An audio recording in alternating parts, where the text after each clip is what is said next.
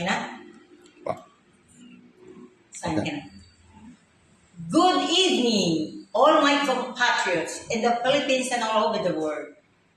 Tonight is a night of night. We will rejoice because the Blessed Mother has granted me the grace. The Mother of Mercy, Mother of Interfaith Graces. Her desire is for me to be here in the Interfaith Philippine Tao de Gong Temple, headed by Grandmaster Thomas Leang. Because she told me, today, September 13, 2024, birthday of His Excellency President Ferdinand Romualdez Marcos Jr.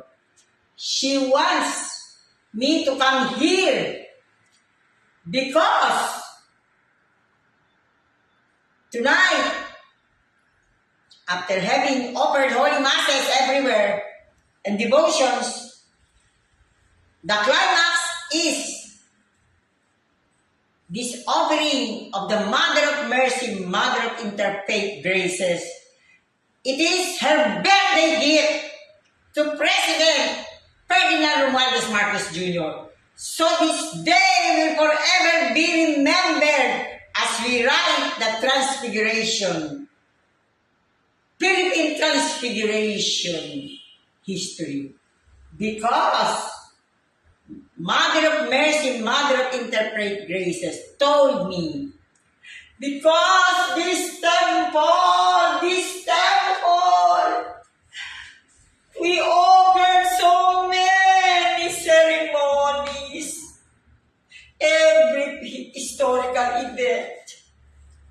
Oh heavens, oh Mother of Mercy, Mother of Interfaith Graces, your promise will be fulfilled. Thank you very much.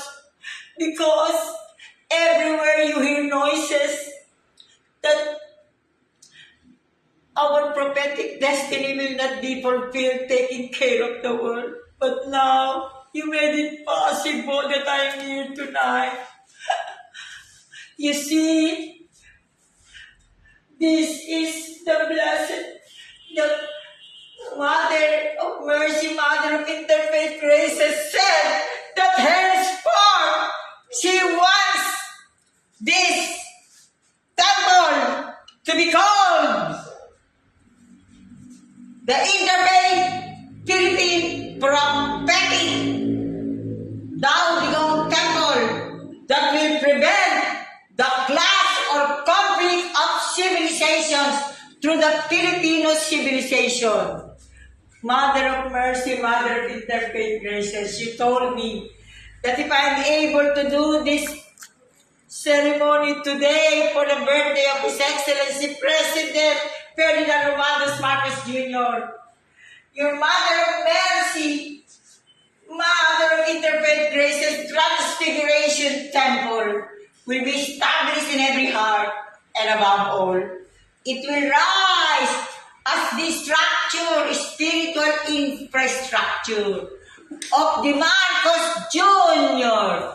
presidency for the world. Amen. Yan. Diyos ko.